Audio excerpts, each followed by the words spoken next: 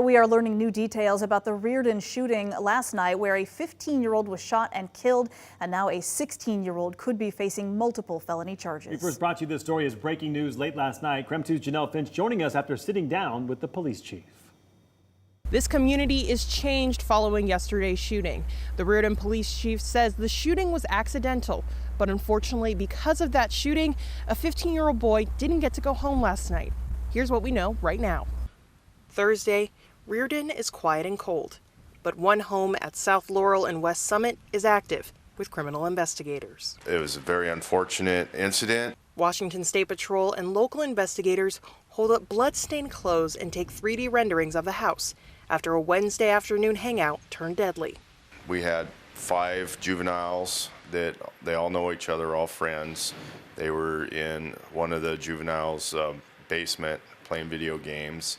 A handgun was introduced to the scene where they were at, and it was discharged. The Reardan police chief says those fired rounds hit a 15-year-old boy and killed him.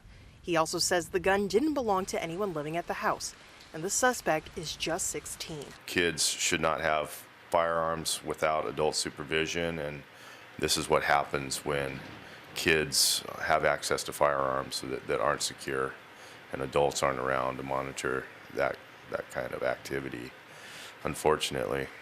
Under Washington state law, it is required for all firearms to be properly locked and stored. The police chief says as of today, no additional charges have been filed.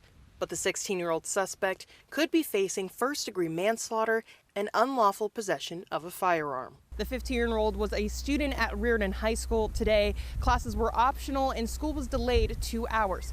I also spoke to a parent of a friend of the victim who says this tragedy is hard to understand. In Reardan, Janelle Finch, KREM 2 News.